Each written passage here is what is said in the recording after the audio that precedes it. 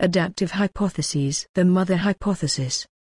The mother hypothesis suggests that menopause was selected for in humans because of the extended development period of human offspring and high costs of reproduction, so that mothers gain an advantage in reproductive fitness by redirecting their effort from new offspring with a low survival chance to existing children with a higher survival chance.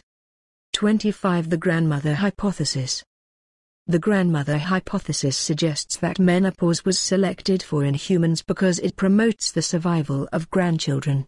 According to this hypothesis, post-reproductive women feed and care for children, adult nursing daughters, and grandchildren whose mothers have weaned them.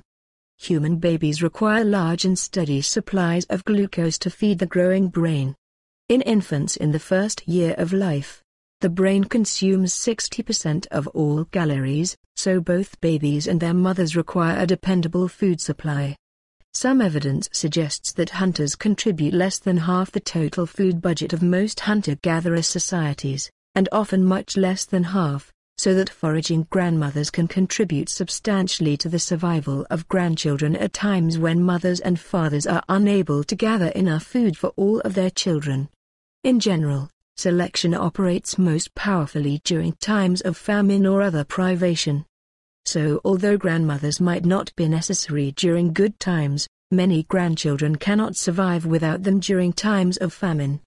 Arguably, however, there is no firm consensus on the supposed evolutionary advantages or simply neutrality of menopause to the survival of the species in the evolutionary past. Indeed, analysis of historical data found that the length of a female's post-reproductive lifespan was reflected in the reproductive success of her offspring and the survival of her grandchildren. 26. Interestingly, another study found comparative effects but only in the maternal grandmother. Paternal grandmothers had a detrimental effect on infant mortality, probably due to paternity uncertainty. 27. Differing assistance strategies for maternal and paternal grandmothers have also been demonstrated. Maternal grandmothers concentrate on offspring survival, whereas paternal grandmothers increase birth rates. 28. A problem concerning the grandmother hypothesis is that it requires a history of female philopatry, and yet present-day evidence shows that the majority of hunter-gatherer societies are patriarchal.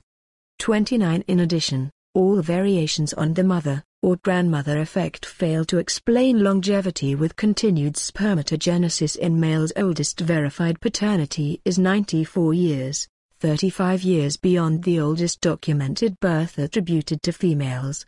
30. It also fails to explain the detrimental effects of losing ovarian follicular activity, such as osteoporosis, osteoarthritis, Alzheimer's disease and coronary artery disease. 31. The patriarch hypothesis. If women survive beyond an age at which they can reproduce and men continue spermatogenesis, then old males stand to benefit greatly if they can copulate with younger females. Increased use of tools and weapons compensates for the decline in natural fighting ability with age. This serves to produce a more stable male hierarchy, where attainment of high social status and reproductive access is less reliant on physical strength. 32. With such a scenario, older males are able to retain a competitive ability with younger males, thereby asserting a selection pressure on extending longevity in males that could retain social status. Higher-ranking males may also be a more attractive mate choice. One mechanism